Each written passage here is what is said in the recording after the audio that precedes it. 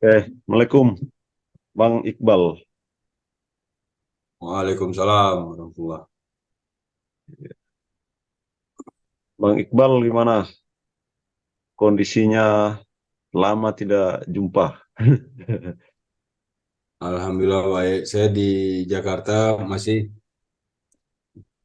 Masih di Jakarta ya. masih. Di sana kan ya lebih terasa suasana pemilu terutama Pilpres sangat terasa kalau di Jakarta. Ya, Sudah menentukan pilihan Pak Bang Iqbal? ya nampaknya udahlah. Sudah ya. Nampaknya Itu kalau karena angin berembus.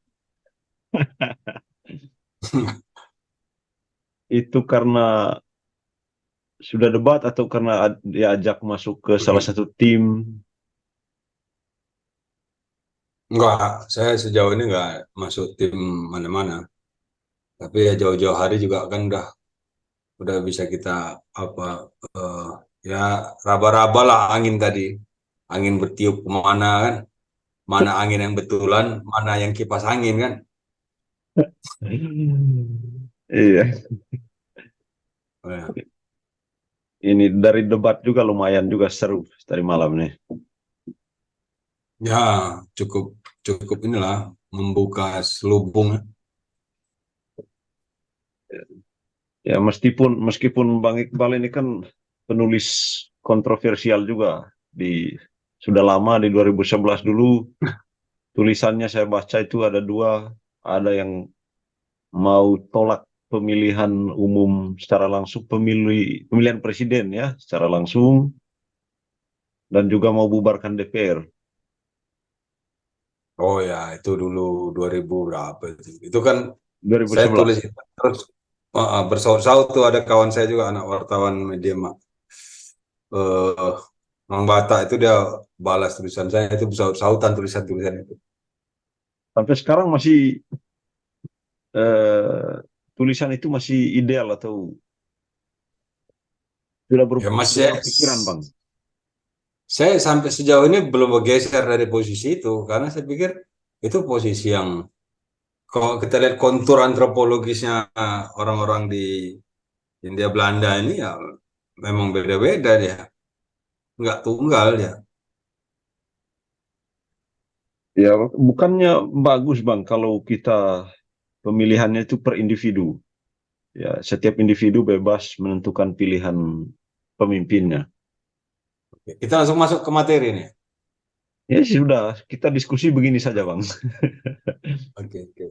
Nah, jadi kalau saya dulu tahun 2011 apa ya, udah 10 tahun yang lalu lebih saya menulis itu dan kemudian dapat tanggapan ya banyak lah. Karena gini, asumsi awal kita itu adalah aksiomanya nih, lantainya nih, itu adalah ini orang-orang beragam.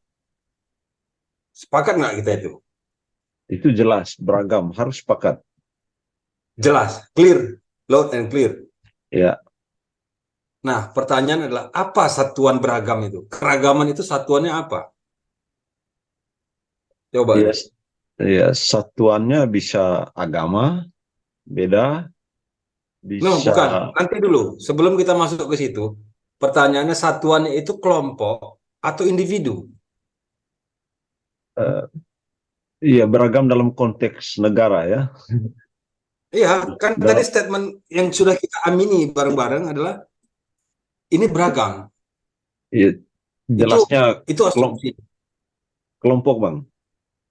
Kelompok, saya juga sepakat kelompok. Karena kalau misalnya individu, maka ada di dunia ini ada berapa miliar manusia sekarang nih? 78 miliar. Ada 78 miliar keberagaman. Kan nggak mungkin juga. Maka dia satuannya adalah kelompok. Nah, kita sepakati dulu bahwa unit keberagaman tadi adalah kelompok, bukan Termasuk individu. Capres juga ngomongnya kan kelompok. Dia bilang ada 700-an suku. Itu kan wujud kelompok. Ada sekian agama macam-macam ya Bang. Itu pengakuan terhadap bahwa keberagaman itu adalah kelompok. Ya itu kan cakap-cakap aja di mulut. Bentuknya apa? Bentuknya individu kok. Yang saya agak geli ini adalah ketika banyak kelompok-kelompok membuat acara, kegiatan, konferensi pers, kami mendukung si A, kami mendukung si B. Lah, ini one man one food kok. Dan dia tidak diakui kelompok-kelompok itu sebagai entitas yang beragam tadi. Individu kok, nggak boleh sendiri-sendiri. Beda kok dengan Papua ya. Papua itu satuannya kelompok tuh. Di luar Papua ini kita semua ini individu. Jadi kalau ada yang bilang itu beratus, beribu apa segala macam itu omong kosong itu. Apa bentuknya? Kalau cakap kan bisa apa aja kita apa aja bisa kita bilang sekarang. Saya lagi di bulan pun bisa. Saya bilang. Hari lagi di matahari pun bisa kan. Tapi bentuknya apa deh? Iya, Nah itu. oke. Jadi kesatuan keberagaman itu adalah kelompok. Nah kelompok tidak tercermin di dalam pemilihan umumnya gitu loh. Sehingga ketika dia one man one food kan ini, maka dengan sendirinya dia membatalkan itu satuan-satuan yang Ari sebut tadi kelompok. Nggak ada keberagaman ini. Diterabas itu semua kelompok-kelompok tadi.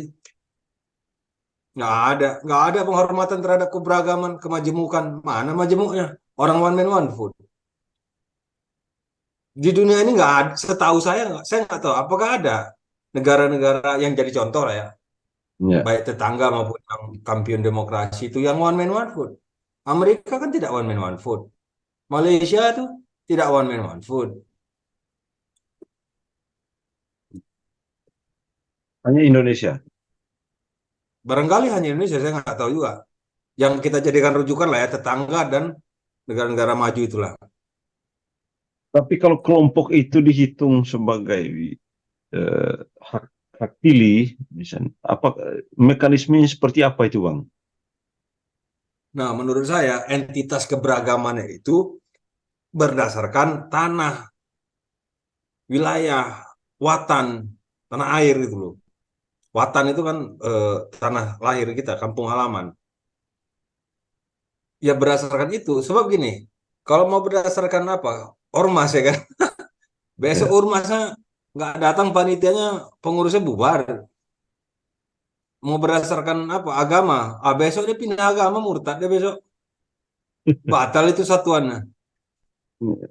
Yang nggak bisa berubah itu apa? Ya watan kita. Ari orang Flores ya, Ari. Ya, Nah, Flores. besok pagi kan nggak mungkin berubah ya kan? Apa mungkin Tetapi besok pagi berubah? bisa saja pindah ke Jakarta mungkin, pindah tempat tinggalnya. Oh bukan, maksudnya orang-orang watan tadi, asal usul. Ya. Orang Flores ya orang Flores. Saya orang Medan ya orang Medan. Besok nggak boleh saya sebut saya orang Aceh. Besok Heeh. saya nggak, walaupun saya ada di Jakarta, saya pendatang di Jakarta. Itu harus diakui, saya pendatang. Saya bukan pribumi di Jakarta. Katakan kami yang Itu di namanya Flores tertib sosial gitu. Tahu. mengusulkan calon presiden satu orang. Seperti itu maksudnya, Bang. Hmm. Iya, itu tinggal dibicarakan. Misalnya berapa daerah bersekutu untuk memajukan siapa gitu. Karena gini, tadi udah sepakat ini beragam. Ya. Beragam artinya komunitas-komunitas, kelompok-kelompok. Akan ada kita jumpai di lapangan, ada satu kelompok yang sangat besar, terkonsentrasi di satu titik, ada kelompok yang kecil, ada kelompok yang besar, tapi terbelah-belah di berbagai pulau. Ini kan menjadi timpang. Sampai kiamat, kelompok kecil tadi, peluang dia untuk menjadi pimpinan, itu nyaris mustahil. Tidak bisa saya bayangkan ada calon presiden dari Flores. Tertutup kemungkinannya. Yang Secara karena mengus ini based on quantity. yang mengusung calon presiden itu dari kelompok-kelompok. Ya, saya asumsi kan saya tinggal bukan apa, saya adopsi aja, saya adopsi di tulisan saya itu, saya adopsi.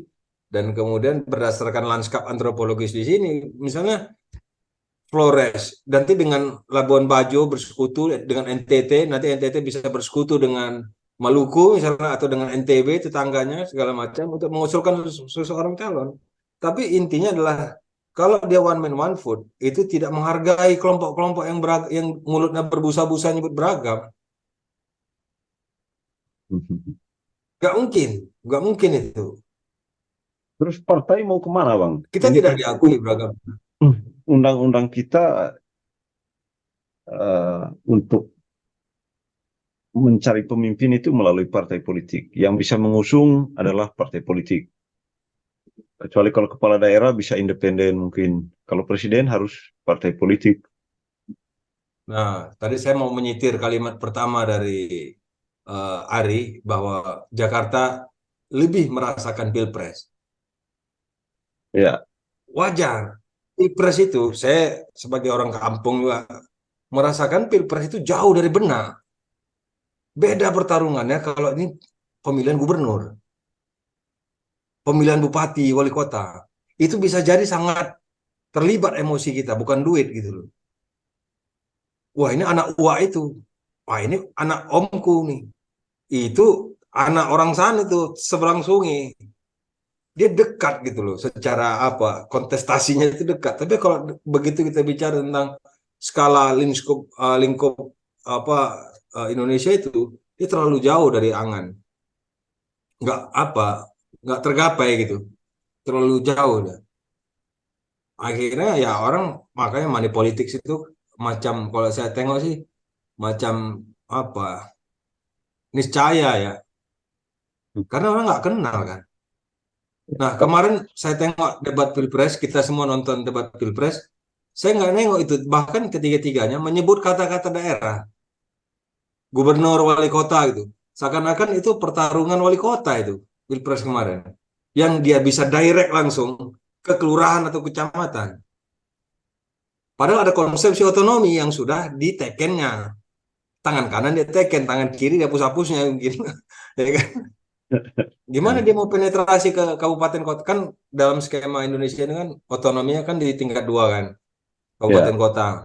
Kalau provinsi kan kaki tangannya pemerintah pusat. Kalau provinsi itu, yang otonom Betul. itu substansi otonom itu ada di kabupaten kota. Nah, bagaimana caranya pusat penetrasi langsung ke dalam kabupaten kota? Ada yang mau bilang menyediakan susu katanya kan? Ya. Mana dia mau Ini melewati bupati dan wali kota? ini lebih bagus programnya kalau sediakan susu ya, membuat rakyat tidur nyenyak, dibangunkan untuk makan nanti. Nanti tunggu pemerintah kasih bangun makan. Oke, andai gini, Re. Kalau kabupaten kota tadi tak ada duitnya gimana?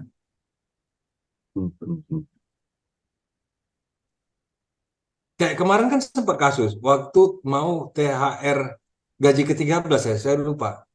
Ya. Katanya ada gaji 13 untuk PNS ya, ASN. Rupanya yang suruh bayar daerah.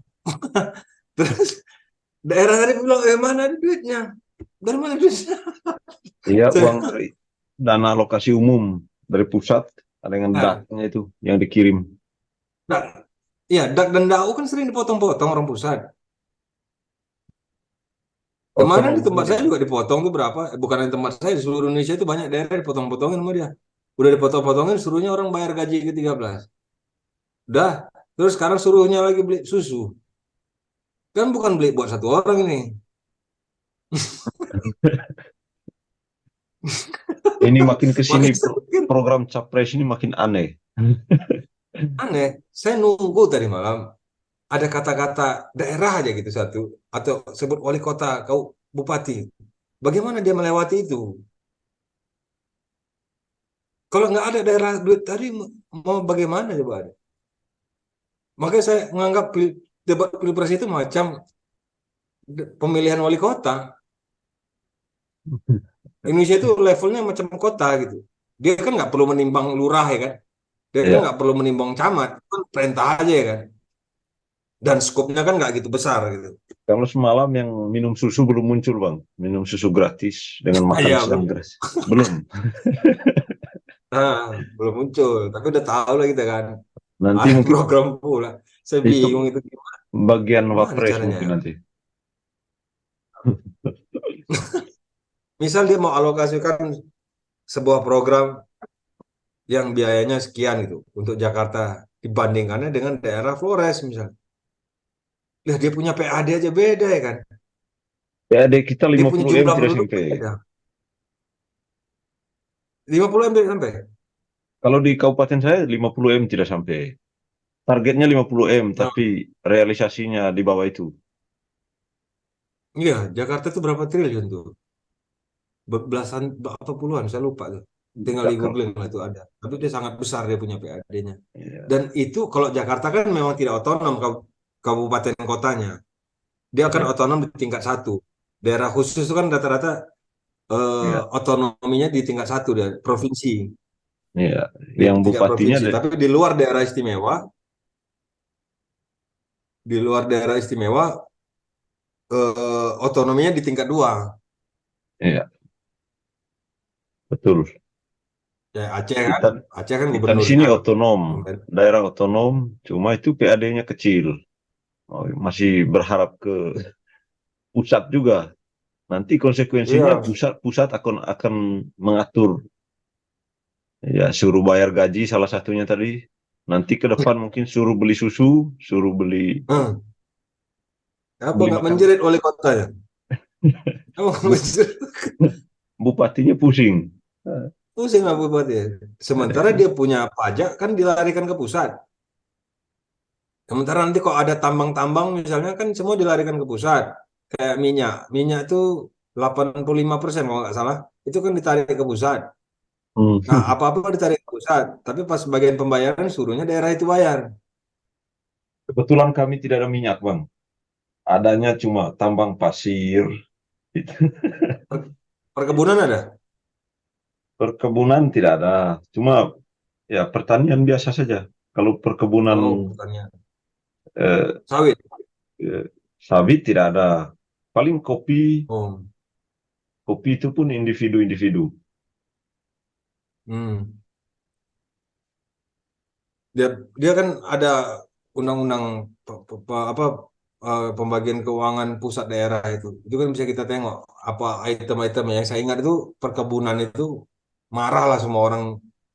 Tempat saya juga berapa kali tuh gubernurnya menyoal perkebunan, terus juga minyak segala macam lah kan. Tapi pas giliran bayar dia suruh bayar. Jadi intinya adalah ketika kita nonton Pilpres tadi, semalam itu saya menunggu itu dan nggak keluar. Betul-betul cita rasanya kota itu. Cita rasanya sangat kota. Itu karena yang dibahas HAM, apa tadi malam yang lain, demokrasi. Ya, pemerintahan kan juga. Mungkin Pemerintahan ada. karena daerah eh, tidak perlu penegakan hukum mungkin di daerah. Oke, saya lihat agak lucu. Makanya ketika one man one tadi balik kita ke tema kita tentang one man one food itu juga secara tadi betul dia bilang tidak dianggap penegakan hukum nggak perlu gitu ya kan. Di mana ada lampu aja Jakarta kan penuh lampu. Wah, itu aja Iya, tegak. Nanti tinggal diceritalah ke lembaga ini kan donor asing. ini bisa bukti kelihatan di Penegakan. layar ini, Bang. Kalau Bang Iqbal ini agak terang nih. Kalau saya kan suram. Iya, betul, betul deh. Betul. Jadi yang ada lampunya aja lah yang disorot. Terus dilaporkanlah ke Bank Dunia, ya kan, ke bank mana, lembaga donor, bahwa ini penegakan hukum sudah jalan. Kalau kami di Timur, Bang, di NTT, jangankan mau jadi presiden, bermimpi jadi calon presiden saja, itu tidak boleh, langsung cancel memang. Tidak bisa. Betul, betul. Saya juga ngalami lah, Ri. Saya juga ngalami. Terlalu jauh gitu. Terlalu jauh presiden itu. Benak kita itu kan bupati wali kota itu. Karena gubernur juga kan terlalu jauh. Kalau saya kebetulan di Medan itu ya memang dia ibu kota. Tapi yang bagian tidak ibu kota kan menjadi gubernur itu mimpi yang kejauhan. Ya, kita terpaksa. Dia Ya. Memang kalau sudah diatur seperti ini ya kita ikut saja dulu sambil pelan-pelan. Siapa tahu bisa rubah nanti ke depan. nah Membuat paling sistem yang bisa mengakomodir, bisa jadi masih ada orang pintar di NTT atau di Papua yang lebih nah pintar dari akhirnya kemarin calon-calon itu. kemarin itu solusi apa saya pikir ya, usulan solusi yang paling lemahnya adalah mentiadakan presidensial threshold Ya, 20%. iya betul. Di situ bisalah calon-calon dari kita nih yang nggak rame penduduk ini maju dengan nol, di nol kan gitu loh. Tidak ada lagi tangga batas 20 tuh. Nggak ada. Tapi kan pertama tidak terjadi. Yang kedua, terjadi pun dia misalnya nol, muncullah Ya, dari kampung Kapres, muncul dari kampung A, kampung B. Bisa dipastikan nggak akan menang. Karena apa? Di ujungnya sudah ditunggu dengan sistem one man one vote. Di ujung ini udah ditunggu sistemnya. Ari maju ya. karena mungkin dengan nol persen. Ya tapi di ujung udah kena tebas, nggak mungkin menang, Kalah. pasti kalah. Jumlah orang Flores berapa dibandingkan dengan ini yang lain ini kan? Ya pasti terpelanting. Makanya di dalam tulisan saya itu ini satu sistem yang tidak fair, satu sistem yang tidak fair menurut saya. Nah, kalau kita tengok di Amerika itu kan tidak one man one vote. Nah, di Malaysia itu tadi saya juga bilang juga Mereka tidak prosesnya one man one bertingkat. vote. Proses, Bertingkat. Yang ya, memilih gini, Indonesia ini kan sistem bentuk pemerintahannya itu kan presidensial. Nah, Malaysia itu parlementer. Nah, presidensial itu eh, rata-rata tidak ada perdana menteri.